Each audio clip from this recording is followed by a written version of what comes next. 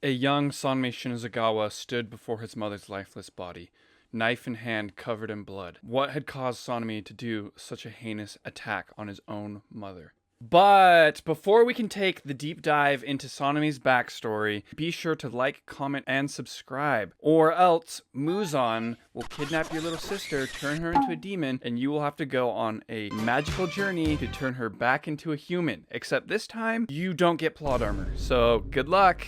Alright, back to the video. So Sanemi was the firstborn of 7 children. Oof. And can we just take a second to applaud Sanemi's mother? Because 7 children is an absolute metric shit ton of children. And these aren't normal children. These are Shinazugawa children, meaning they're all come out of the womb as rabid chihuahuas. So hats off to her. Respect for that. Sanemi's mother was a kind and loving person who would do anything to make sure that her children were safe and taken care of. However, Sanemi's father was the exact opposite. He was an abusive piece of shit who was disliked by virtually everyone.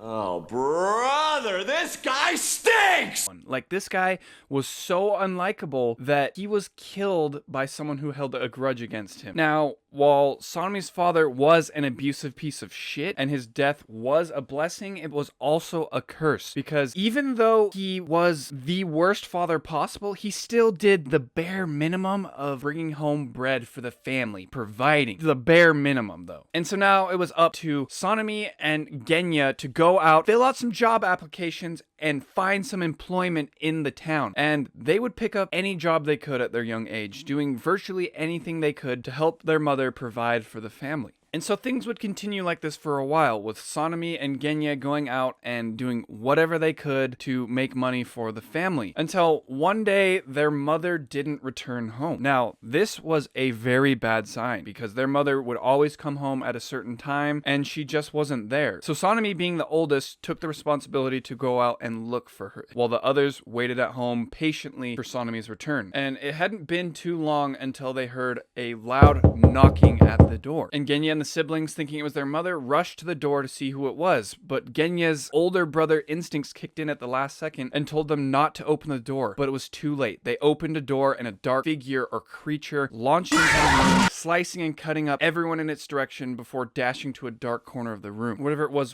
growling, and Genya tried to see what it was, but the figure looked like some sort of creature or wolf. Just as this dark figure was about to leap on Genya, Sanemi came crashing out of nowhere, slamming this creature through the window and onto the first floor. When Genya had finally gotten to his feet, he ran over to his fatally injured siblings and realized that he needed to get a doctor ASAP. So leaving his injured siblings behind, he ran outside in search of a doctor. However, once he got outside, the sight that he would see would haunt him forever. Standing behind his own mother's lifeless corpse was Sanemi, covered in blood with a knife in hand. Genya ran over to his mother, grabbing her lifeless body and holding her close, and began to sob and berate Sanemi for murdering his own mother, without comprehending what had actually transpired. Sanemi stood in shock with literally no emotions on his face. Covered in blood and scars, the world around him began to lose color. This event had changed Sanemi's life forever. Earlier that day, when Sanemi had gone out to find his mother, he was successful in finding her. However, the person who was once his loving, kind, and caring mother was now a ravenous demon. And Sanemi tried his best to stop his mother from returning home, but it was too late. By the time she had gotten home, she had killed all of his siblings except Genya. And then Sanemi had to make the most difficult choice of his entire life and murder his own mother in order to stop the killing. And when Genya had found Sanemi over his mother's lifeless body, he had assumed that Sanemi had just murdered his mother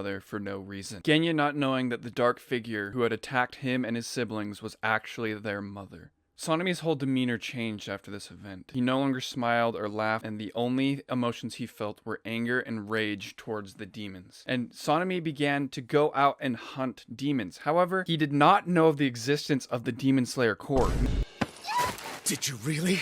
Meaning Sanemi was out there killing demons with just swords and axes, and which is insane because demon slayers use a special type of sword called a nichiren sword, which has the capability to actually kill a demon. So Sanemi, just being an absolute force of black force energy, began to go out and hunt and kill demons. And the way he would do it is he would injure them enough that he could tie them to a tree and then let them burn in the sun by morning. Sanemi was an absolute animal, and the way he was able to to do this was with his rare Merechi blood, which is a rare type of blood that is able to incapacitate demons or make them like drunk / delirious, making it easier to kill them. However, it's still super impressive that someone with no training, no special equipment, nothing, was able to go out and hunt demons. So Sanemi would continue on this quest to kill every and any demon he could find, and would eventually run into an actual demon slayer who was out hunting a demon. The two would become acquainted, and he would introduce Sanemi to the demon slayer corps, and this slayer's name was Masachika Kumino. Now these two became best friends super quickly, and they would go on so many missions together, and they would be friends for a while. And it was after joining the demon slayer corps that Sanemi would pick up wind breathing, until one fated night when Sanemi and Masachika encountered the lower moon one of that time. They would engage in battle with the lower moon one and would eventually defeat this lower moon one. However, Masachika would not survive the battle. However, Sanemi did survive the battle and would be promoted to the wind pillar, because one of the requirements for becoming a Hashira is to kill a demon moon. And while it was a good thing that Sanemi was promoted, Masachika's death had a huge impact on him. Sanemi had yet again lost another person who was close to him. And after this, Sanemi had completely closed himself off from any other people. And the loss of his best friend had affected him greatly. So now he had lost so many family members, he had lost his best friend, and he didn't want to lose any more people, which caused him to push everyone away, even his last remaining family member, Genya. Genya would later try to join the Demon Slayer Corps, much to Sanemi's disapproval. When Genya had learned the truth about his mother, he began to feel very remorseful for what he had said and done to his brother. But now, he too wanted to start hunting demons, and he wanted to be reunited with his brother again. But the lack of communication between the brothers made it seem like Sanemi hated his little brother, going as far as attempting to poke his eyes out in a way of stopping him from joining the Demon Slayer Corps, which,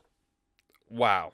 As well as constantly bullying him, it made it seem like Sanemi hated Genya, but in reality this was just his messed up way of trying to protect his brother, because he feared that if Genya joined the Demon Slayer Corps, he would lose another person, he would lose his last remaining family member. So, I hope you guys have liked learning about Sanemi's backstory. It's personally my favorite backstory in all of Demon Slayer, and it's really messed up and sad. Like, having to kill your own mother is like way beyond me, and then losing your entire family is just insane. And I know this video wasn't really a funny one, this one's more of a serious one, just because it was pretty deep. Like, we went in. But yeah, I hope you guys enjoyed the video. Be sure to like, comment, subscribe. Remember, you gotta save your little sister.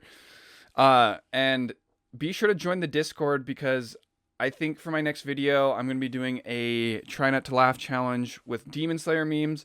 So if you guys want to try and get me to laugh or be featured on the channel, be sure to send your memes to the Discord, and that link will be in the description, and I'll see you guys in the next video. Peace.